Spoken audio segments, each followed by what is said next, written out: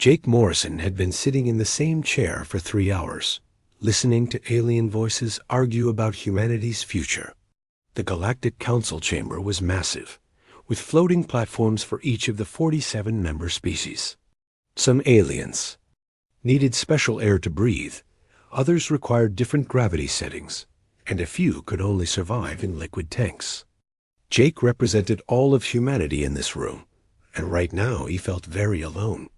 The Zephyrians spoke first. They looked like living crystals, and their voices sounded like wind chimes. Humans expand too fast, they said through their translation. Devices.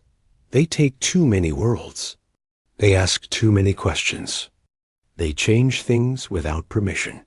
The Crexan delegate stood up on his 4 legs. He was twice as tall as Jake and had skin like gray stone. Humans are unpredictable, he announced. They solve problems in ways we do not understand. They make weapons we have never seen before. They are dangerous.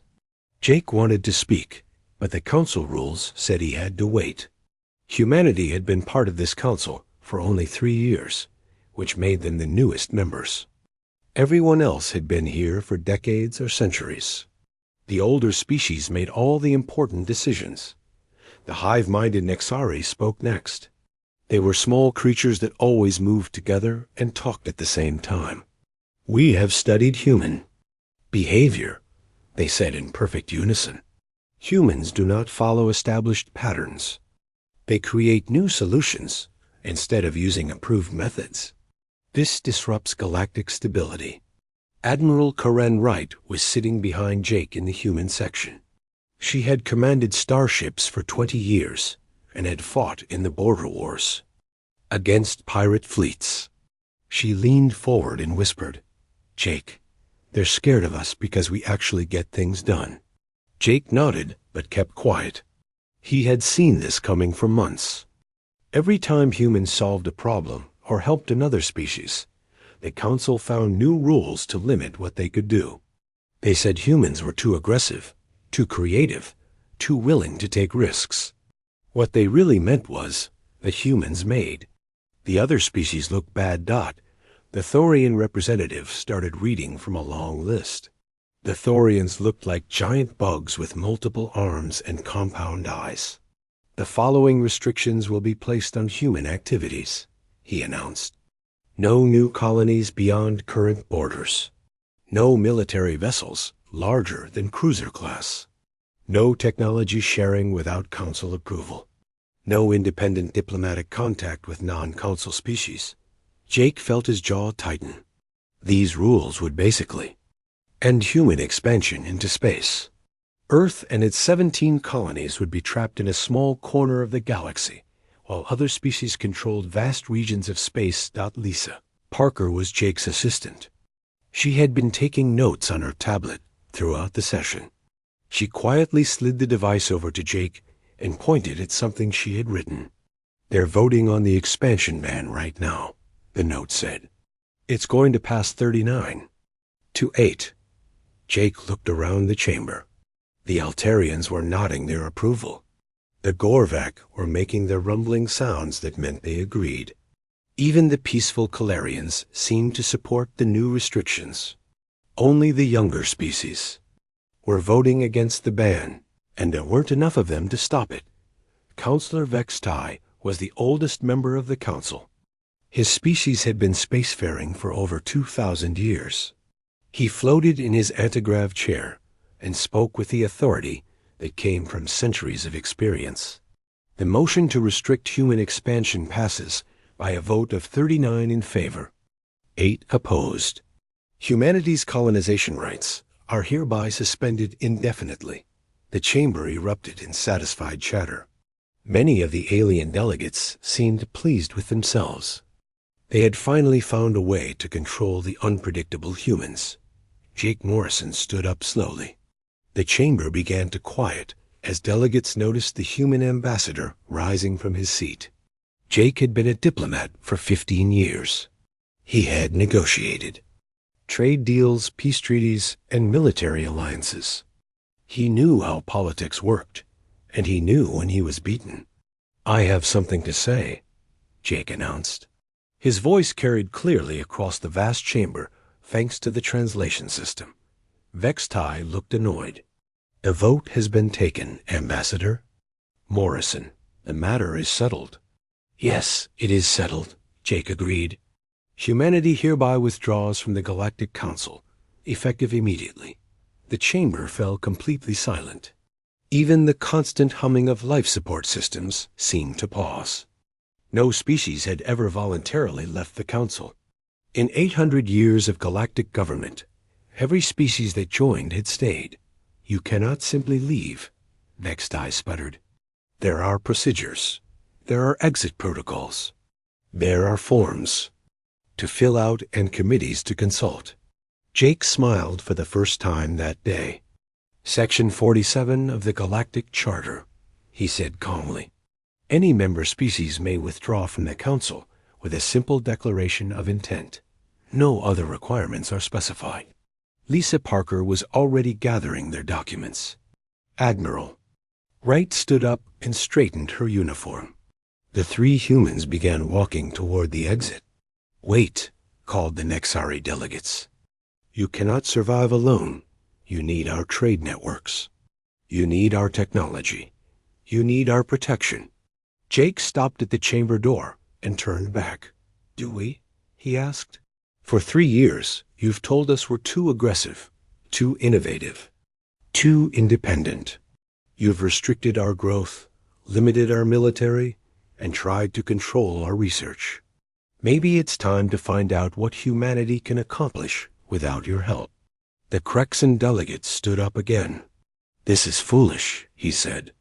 You will regret this decision. The galaxy is dangerous for species that stand alone. Maybe, Jake replied. But we'd rather face that danger as free humans than live as pets in your galactic zoo. As the humans left the chamber, chaos erupted behind them. 47 species began talking at once, their translation devices creating a cacophony of sounds. Some delegates seemed angry, others appeared worried, and a few looked genuinely confused. Walking through the corridors of the council station, Lisa asked quietly, Sir, are you sure about this?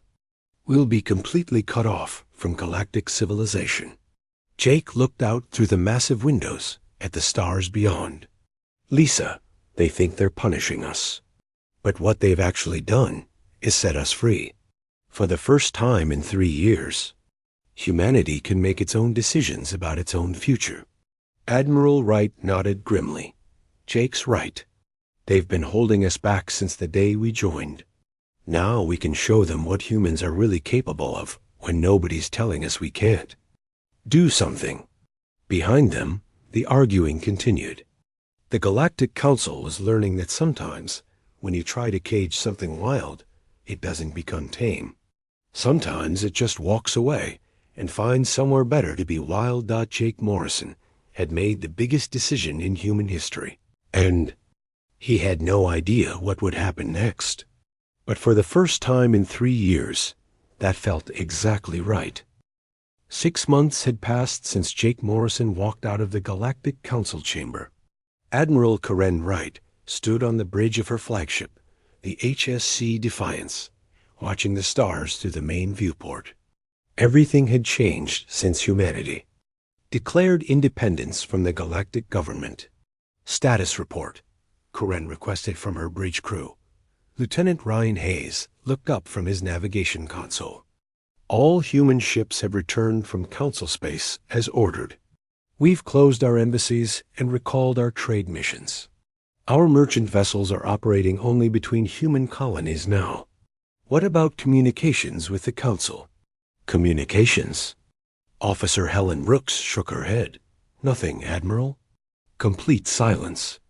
They've cut all diplomatic channels and blocked our access to the Galactic Communication Network. It's like they're pretending we don't exist. Karen nodded. She had expected this reaction. The Council was angry and embarrassed that humanity had simply walked away. They were probably hoping that isolation would force humans to come back and apologize. They were going to be disappointed. Any word from our colonies? All 17 colonies are reporting normal operations, Ryan said. Food production is up, mining operations are expanding, and morale is actually higher than it was. Before we left the council, Karen smiled. Without council restrictions, human colonies could finally grow and develop at their own pace. They could build the cities they wanted, mine the resources they needed, and explore new technologies without asking permission from 47 different alien species. Dr. Gary Coleman was working in his laboratory on the research station orbiting New Terra. He had been monitoring galactic communications traffic ever since humanity left the council. What he was seeing troubled him, but not in the way most people might expect.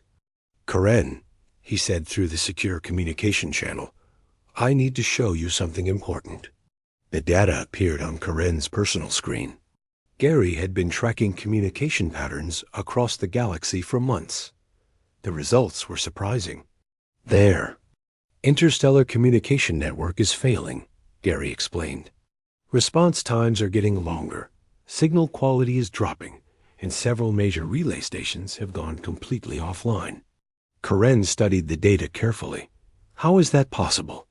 "The Galactic Communication Network has been running for centuries." "That's the problem," Gary said. "It's old technology that requires constant maintenance and upgrades." Guess who was doing most of that work? Karen felt her stomach sink as she realized what Gary was telling her. Humans. Exactly. Human engineers designed and maintained over 60% of their quantum relay systems. We improved their efficiency, fixed their problems, and upgraded their capabilities. Now that we're gone, they don't know how to keep their own network running. This was just the beginning. Over the next few weeks, reports started coming in from human intelligence sources still operating in council space. The news was not good. For the galactic community, the Thorian cluster had lost contact with 3 of their outer colonies.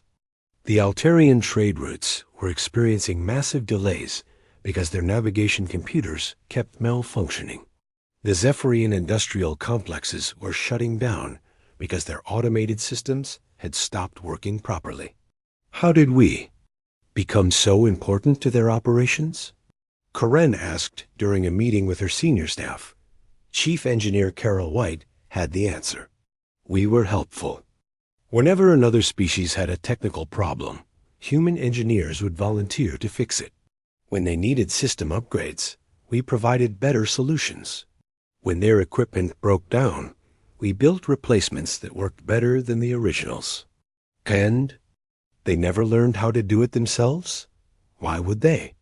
We were always there to solve their problems for them. It was easier to let humans handle the difficult technical work while they focused on politics and bureaucracy. Meanwhile, something else was happening that the council had not expected. Without their restrictive expansion laws, human colonies were growing faster than ever before. Captain Steve Martinez commanded the exploration vessel HSC Pioneer, and he was discovering new worlds at an incredible rate. "This is amazing," Steve reported to Fleet Command. "In the past month alone, we've mapped 14 new star systems. 4 of them have planets suitable for human colonization. The Council's expansion laws had limited humanity to 1 new colony. Every 2 years, and only after extensive environmental studies and approval from multiple committees. Now that humans were free to explore on their own, they were finding habitable worlds almost every week." "What's our current expansion rate?" Karen asked. "We're establishing new settlements faster than we can count them," Steve replied. "Small. Research outposts, mining stations, agricultural colonies. People are volunteering to leave Earth and the established colonies to build new homes on frontier worlds. Any problems with resources or supply lines? None so far. Human colonies have always been designed to be self-sufficient. We don't need to import basic necessities from other species like most council members do." This was another advantage that the council had overlooked. Human colonies were built to survive independently. They grew their own food, manufactured their own equipment, and generated their own power. Other species had become dependent on galactic trade networks for basic survival needs. Back on the Council capital world of Centauri Prime, Counselor Vextai was beginning to understand the scope of their mistake. His aide brought him daily reports about system failures, communication breakdowns, and technical problems that no one seemed able to solve. How did we become so dependent on them? Vextai asked. The humans were always eager to help, his aide replied. When we had problems, they provided solutions. When we needed improvements, they volunteered their expertise. They integrated themselves into our infrastructure gradually over the 3 years they were members. And now? Now our systems are failing, and we don't know how to fix them. The humans took their knowledge with them when they left. Vextai felt a growing sense of unease. The Council had expected humanity to come crawling back within a few months, desperate for readmission to galactic society. Instead, humans seemed to be thriving on their own, while the rest of the galaxy struggled with increasing technical difficulties. In the Outer Rim territories, Captain Alex Turner was patrolling the frontier in his ship, the HSC Ranger. His mission was simple: protect human colonies and trade routes from pirates and other threats. What he found was a galaxy in chaos. Sensor readings show increased pirate activity in this sector, reported his tactical officer, Lieutenant Ben Clark. The Crimson Fleet has been raiding Altarian colonies, and the Shadow Syndicate is attacking Calarian merchant ships. Where are the Council Defense Forces? That's the problem, sir. Council military coordination has broken down. Their communication delays mean they can't respond to threats quickly enough. By the time they organize a response, the pirates are already gone. Alex realized that humanity's departure had created a power vacuum in the galaxy. The Council had relied on human military expertise and quick response times to maintain order. Without human forces backing them up, they were struggling to protect their own members. Sir, Ben said quietly, we're receiving a distress call from an Altarian colony ship. They're under attack by unknown vessels. Alex looked at the tactical display. The Altarian ship was outside human space, in what was technically Council territory. Helping them would mean violating the separation that humanity had declared. Plot an intercept course, Alex ordered. Maximum speed. Sir, are you sure? Admiral. Wright's orders were to avoid contact with Council species. Alex smiled grimly. Ben, Admiral Wright's orders were to avoid official diplomatic contact. She never said anything about helping people who need it. The HSC Ranger turned toward the distress signal and accelerated to full speed. Humanity had left the Council, but they had not abandoned their principles. Sometimes doing the right thing was more important than following orders. Captain Alex Turner reached the Altarian colony ship just as the pirates were preparing for their final attack. The HSC Ranger dropped out of faster-than-light travel and immediately began scanning the battlefield. What Alex saw made his blood run cold. 20-7 pirate vessels surrounded the defenseless colony ship. The attackers belonged to the Crimson Fleet, the most dangerous pirate organization in the galaxy. Their leader, Scar the Ruthless, had been terrorizing the Outer Rim for decades. The Galactic Council had never been able to stop him completely. Captain, Lieutenant Ben Clark said from his tactical station, the colony ship has over 3,000 civilians aboard. Men, women, and children. Their shields are failing, and their weapons are offline. Alex studied his enemy. The Crimson Fleet used stolen Council technology and outdated military ships. They relied on overwhelming numbers and brutal tactics to win their battles. What they did not know was that humanity had been developing new weapons during their time in the Council. Ben, prepare the rail cannon. Sir, are you sure? We've never tested it in real combat before. Alex smiled grimly. Today seems like the perfect time to find out if it works. The rail cannon was a human invention that no other species had developed. Instead of using energy beams or plasma bolts like traditional weapons, it fired solid metal projectiles at incredible speeds.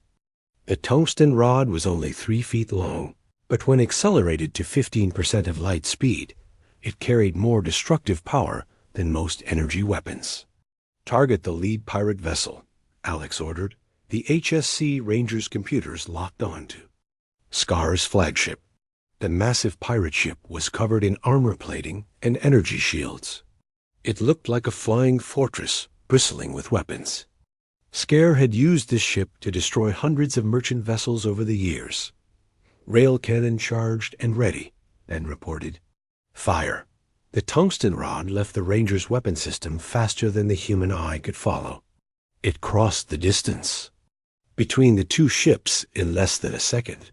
When it struck Scar's flagship, the pirate vessel simply ceased to exist. The kinetic energy of the impact vaporized the entire ship instantly, leaving only a cloud of glowing particles. What just happened? Scare roared from his backup command ship. What weapon can do that kind of damage? The other pirate ships immediately opened fire on the Ranger. Plasma cannons, particle beams, and missile launchers all targeted the human vessel. The space around Alex's ship lit up with incoming weapons fire. But humanity had learned important lessons during their years in the Council. They had studied how other species fought and had developed defenses specifically designed to counter alien weapons. The Ranger's armor was not meant to deflect energy attacks like traditional shields. Instead, it absorbed the energy and redirected it. Engineering Chief Carol White monitored the ship's systems from her station below the bridge. Energy absorption at 90%, she reported, redirecting power to weapons and engines. The pirate weapons fire was actually making the Ranger stronger. Every plasma bolt that hit the ship's hull added more power to its systems. The pirates were literally charging the human vessel's batteries for them.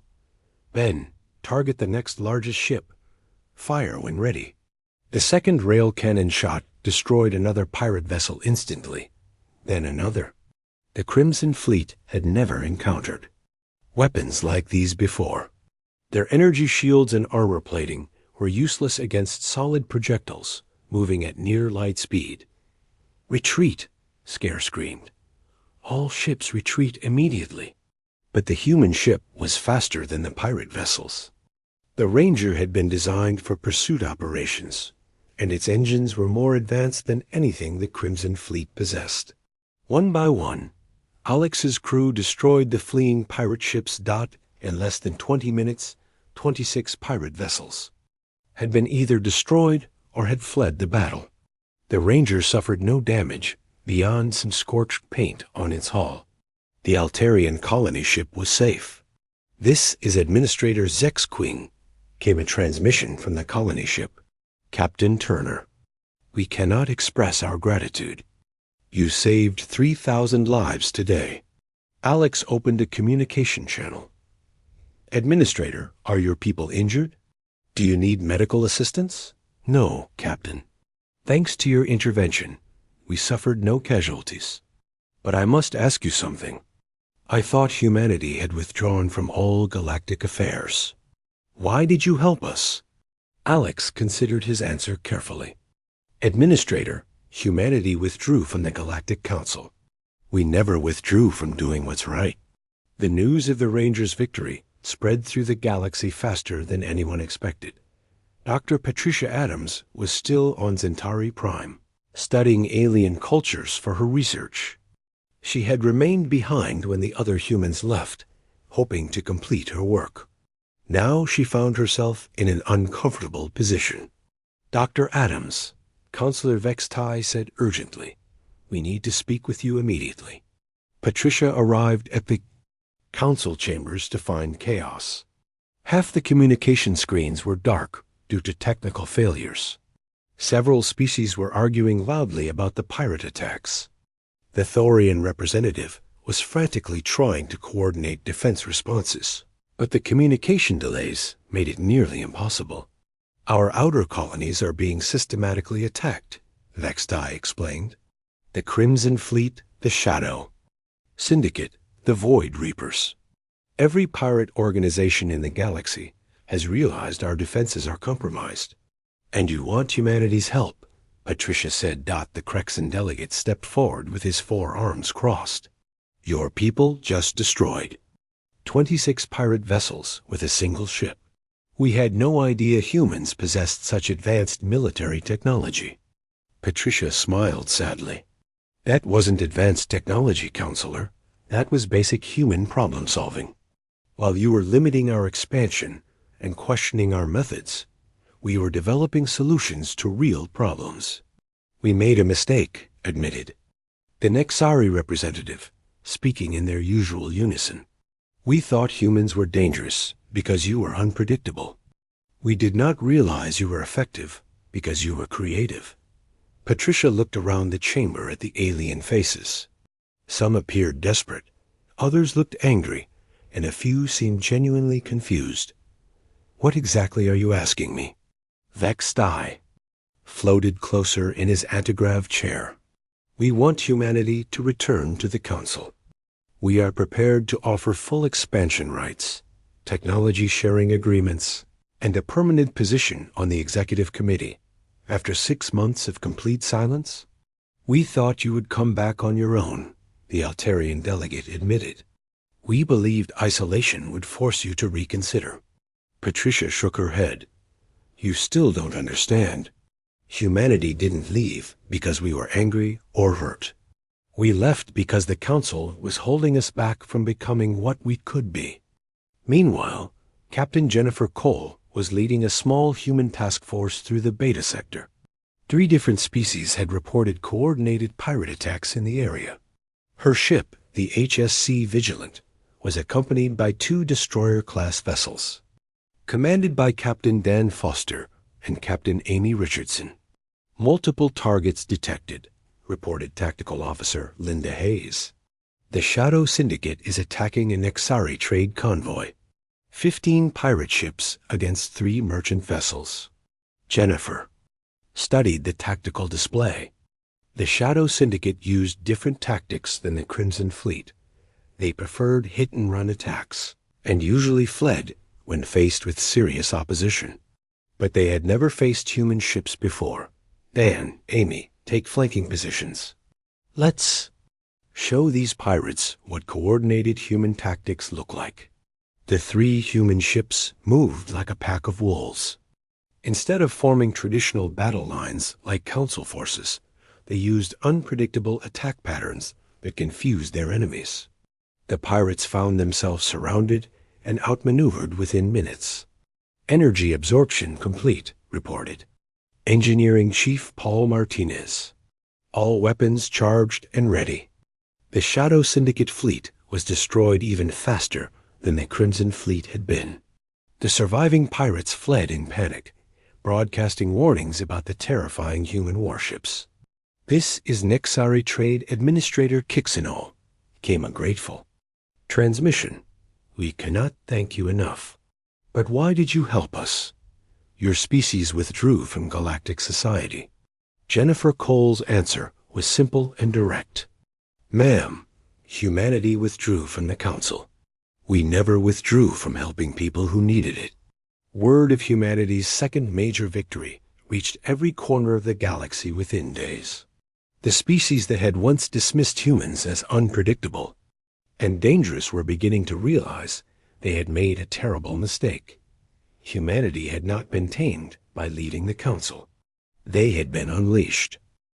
The news of humanity's victories against the pirate fleets spread across the galaxy like wildfire. Within weeks, every spacefaring species had heard about the mysterious human weapons that could destroy entire ships instantly. More importantly, they had heard about humanity's willingness to help species that were not even their allies. Admiral Karen Wright was reviewing reports from across human space when her communications officer brought her something unexpected. Admiral, we're receiving Requests for assistance from 17 different species. They're all asking for protection from pirate attacks. Karen studied the list on her screen. Most of these species had voted to restrict human expansion just months ago. The Altarians, the Calarians, the Vorthan Collective, even some of the minor. Council members were now begging for human help. "What's our current fleet status?" Karen asked. "We have 43 ships capable of independent operations," reported Captain Steve Martinez, who had been promoted to fleet coordinator. That includes 12 heavy cruisers, 18 destroyers, and 13 escort vessels, all equipped with rail cannons and energy absorption armor.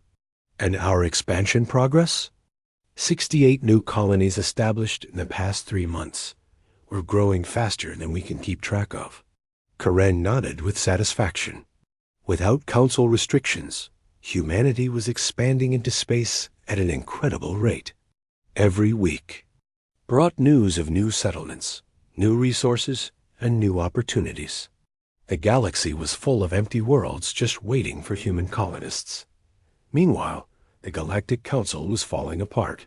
Dr. Patricia Adams attended another emergency session, watching as species after species reported critical failures in their infrastructure.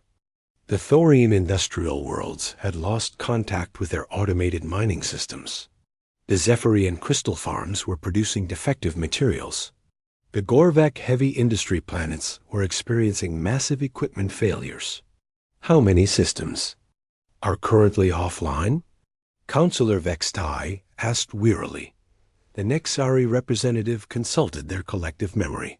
Communication networks in 43 sectors are either degraded or completely non-functional. Transportation schedules are delayed by an average of 6 standard days. Industrial production has dropped by 37% across all member species.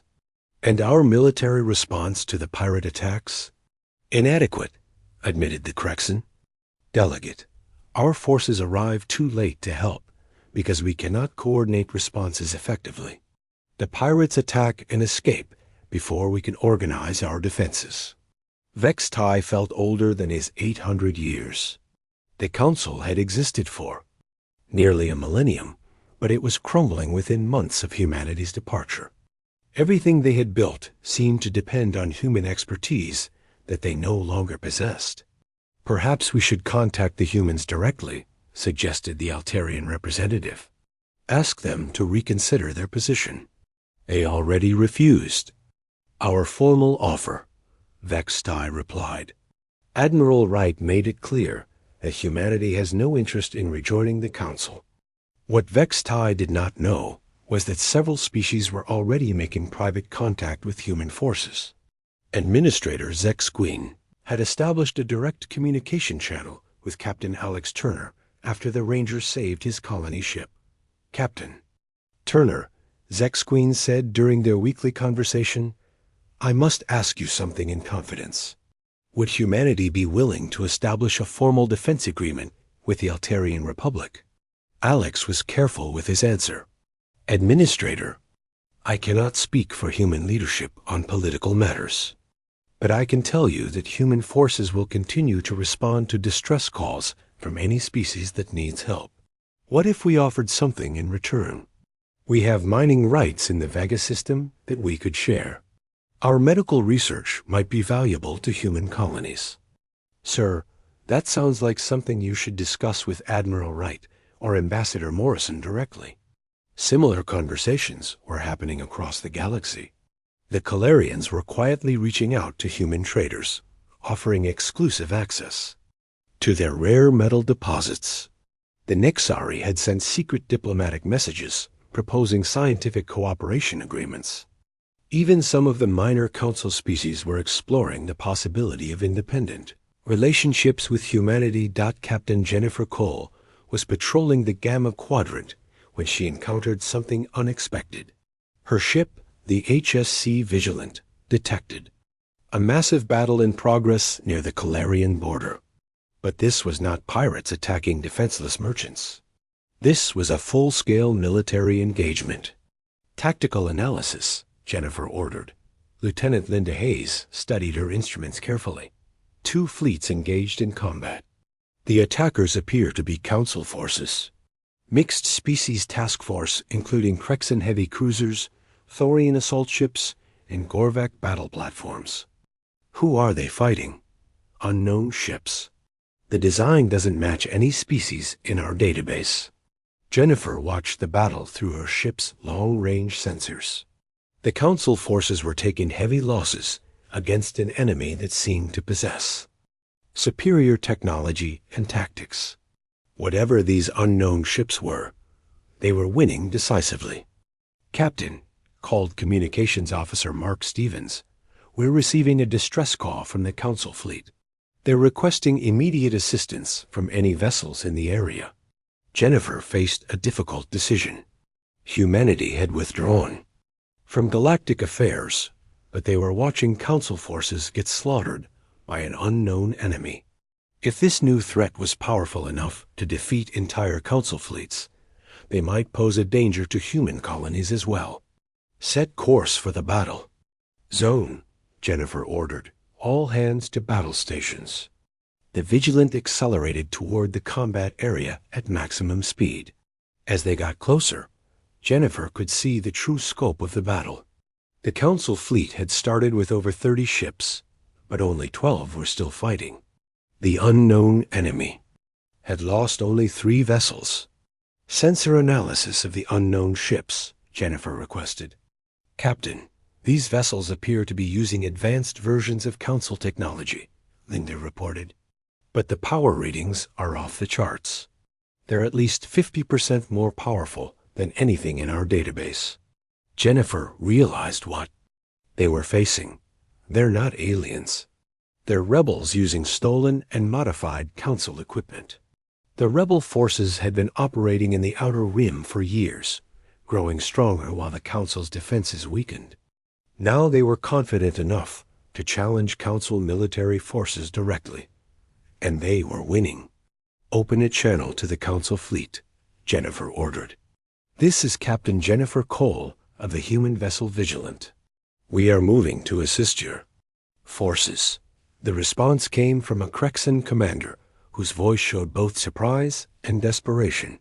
"Captain Cole, this is General Vexfer.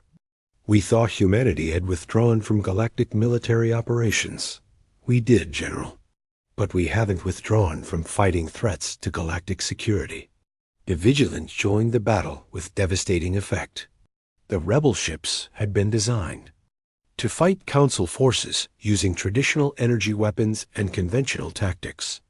They were not prepared for rail cannons that could punch through their shields like they were made of paper. "Target the lead rebel vessel," Jennifer ordered. "Fire." The tungsten rod struck the rebel flagship and tore it in half. The other rebel ships immediately focused their fire on the human vessel, but the Vigilant's energy absorption armor turned their attacks into additional power for its weapon systems. "Captain," Linda called out, "the rebel fleet is breaking off their attack. They're retreating." Within minutes, the surviving rebel ships had fled the battlefield. The Council forces were saved, but barely. General Vexfer had lost over half his fleet. "Captain Cole," the Krexan general said gratefully, "you have saved what remains of my task force. But I must ask why you helped us when your species has rejected the Council." Jennifer's answer was simple. "General, we may not be part of your government anymore, but we're all still living in the same galaxy. Some threats are bigger than politics." Back on Zentari Prime, news of the human intervention reached the Council chambers within hours. Vextai listened to the reports with growing amazement and concern. Humanity had just saved a major Council fleet from complete destruction, even though they owed the Council nothing. "They helped us," the Nexari representative said in wonder. "After everything we did to restrict and control them, they still came to our aid." "Perhaps," Vextai said quietly, "we have been thinking about this situation incorrectly. We assumed humanity left because they were angry with us. But maybe they left because they had outgrown us." The old counselor stared out at the stars and wondered if the galaxy would ever be the same again.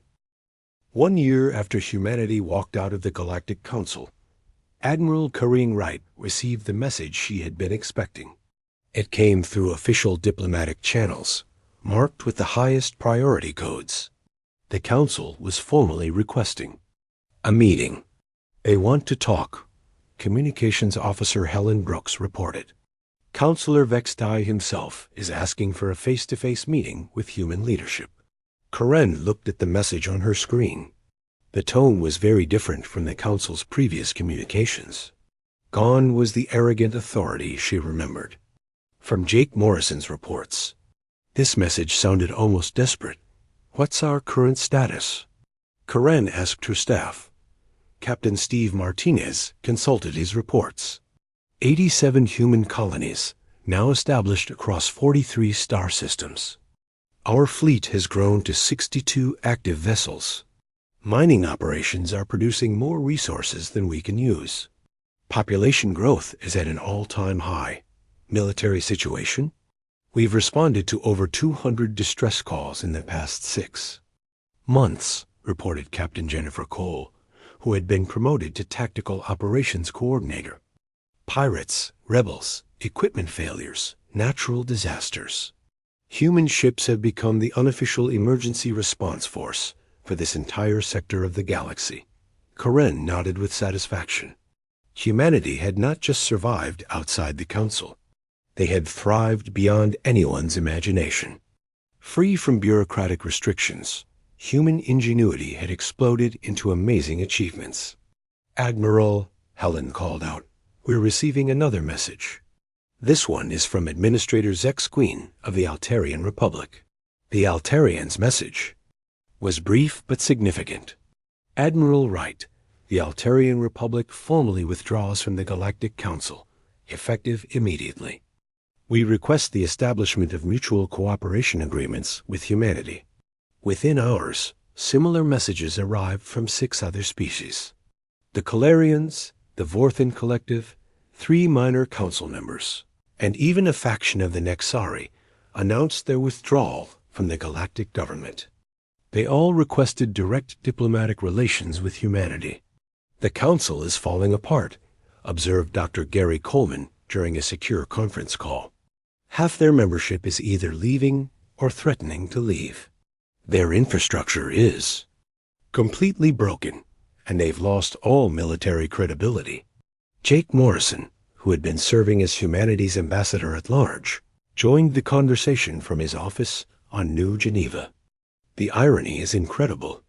They tried to control us because they were afraid we would disrupt galactic stability. Instead, their treatment of us has destabilized the entire galaxy." Corinne made her decision, set up the meeting with Vextai. "But make it clear that we're not discussing rejoining the Council. We're willing to talk about the future of galactic civilization, but humanity will never again submit to their authority." The meeting took place on the neutral space station Deep Haven, located in the border region between human and Council space. Corinne arrived with a small diplomatic team including Jake Morrison and Dr. Patricia Adams. Counselor Vextai came with representatives from the remaining Council species, but Corinne noticed how many were missing. "Admiral Wright," Vextai said, as they entered the conference room, "thank you for agreeing to this meeting." Corinne studied the old alien's face. Vextai looked tired and defeated. The confident authority she remembered from Council sessions was gone, replaced by something that looked almost like desperation.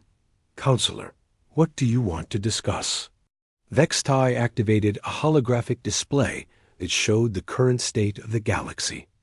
Red zones marked areas of pirate activity. Yellow indicated regions with communication failures, and orange showed systems experiencing infrastructure breakdown. The map was mostly red and yellow. "This is what the galaxy looks like today," Vextai said sadly. 43% of our communication network is offline. Trade routes are collapsing. Pirate attacks have increased by 600%. Industrial production is down 60% across all remaining member species. And you want humanity to fix it, Jake Morrison said. We want humanity to rejoin the Council, the Crexan delegate interrupted. We are prepared to offer full expansion, rights, permanent seats on all major committees, and veto power over any decisions affecting human interests. Karen almost laughed. You still don't understand, do you? We don't want to rejoin your council. We want nothing to do with your bureaucratic nightmare. Then what do you want? Vextai asked desperately. We want to be left alone to build our own civilization, Karen replied. We want to help species that need assistance without having to ask permission from 47 different committees. We want to explore the galaxy and establish colonies wherever we find suitable worlds. But without central coordination, the galaxy will fall into chaos, protested the Nexari representative. Dr. Patricia Adams spoke for the first time. Counselor, the galaxy is already in chaos. Your central coordination has failed completely. The only reason some species are still functioning is because human ships are providing emergency assistance. What are you proposing? Vextai asked. Karen stood up and walked to the holographic display. We're proposing that you accept reality. The old council system is dead. It died the day you tried to restrict human expansion out of fear and jealousy. She pointed to several areas on the map. These species have already left the council to establish direct relationships with humanity. Others are preparing to leave. You can either adapt to the new situation or watch your government collapse completely. What would this new situation look like? Asked the Altarian delegate. Independent species cooperating voluntarily instead of being controlled by a central authority, Jake explained. Mutual defense agreements between willing partners. Trade relationships based on mutual benefit rather than bureaucratic regulations. And humanity would participate in this new arrangement? On equal terms with everyone else, Karen said. We won't be restricted, controlled, or managed by anyone. But we're willing to cooperate with species that treat us as partners rather than problems to be solved. Vextai was quiet for a long time. Finally, he spoke. The Council will never accept such an arrangement. Too many species believe in the necessity of central authority. Then the Council will continue to collapse, Corain said simply. Species will continue to leave, your infrastructure will continue to fail, and pirate attacks will continue to increase. Eventually, you'll have nothing left but empty meeting halls and broken communication networks.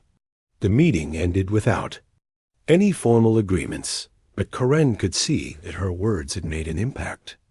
Vextai and the other council representatives looked like beings who had finally understood the magnitude of their mistake. Over the following months, the galactic political landscape changed dramatically. 14 more species withdrew from the council to establish independent relationships with humanity. The remaining council members struggled to maintain basic governmental functions as their membership dwindled. Meanwhile, humanity continued to grow and prosper. New colonies were established every week. Human ships patrolled vast regions of space, protecting trade routes and responding to emergencies. Human engineers helped former council species repair their infrastructure and develop new technologies. Captain Alex Turner, now promoted to Commodore, commanded a small fleet of human vessels protecting the former council species that had allied with humanity. It's remarkable, he reported to Admiral Wright. These species are more productive and prosperous now than they ever were under council rule. Why do you think that is? Karen asked. Because they're free to make their own decisions, Alex replied. They don't have to wait for committee approval to solve problems or explore opportunities.